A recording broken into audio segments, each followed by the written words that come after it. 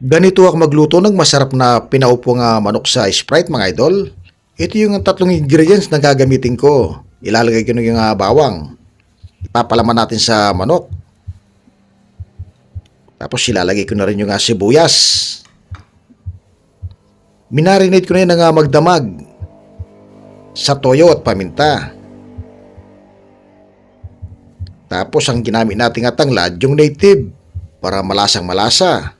At para manuot yung ingredients sa karne ng manok. Kapag nailagay na natin yung tatlong ingredients na nagpapasarap sa manok, pwede na nating ipirito yan. Ilalagay na natin yung ating kawali. Tapos painitin lang natin yan. Tapos lagyan na natin ng mantika. Yung vegetable oil ang gamit natin. Kapag mainit na yung mantika, ilalagay ko na yung manok. Yan, ipipirito natin para hindi matunaw yung karne ng manok kapag pinakuluan na natin.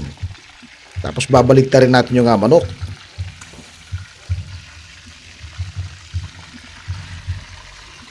Para hindi matunaw yung kanyang balat, kailangan pantay yung pagkakapirito.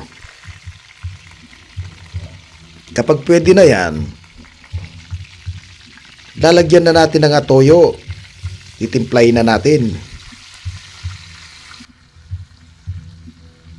Tapos ilalagay ko na yung oyster sauce.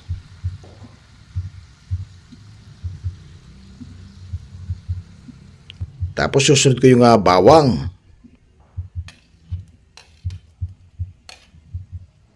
Iniwa-iwa natin yung bawang at yung sibuyas.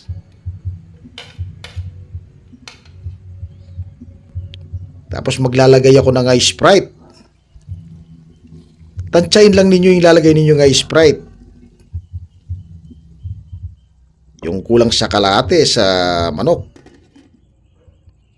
Tapos tatakpan natin, palalambutin natin yan ng ilang minuto.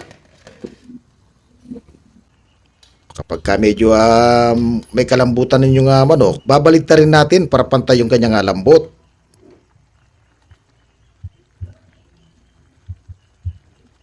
Yan, kapag nabaligtad na natin yan, aya lang natin na lumapot yung kanyang sabaw o yung kanyang sarsa. Kapag malapot na yung kanyang sarsa, luto na yung pinaupong manok sa Sprite. Napakasarap nito, hindi na ninyo kailangan ng sausawan. O, tapos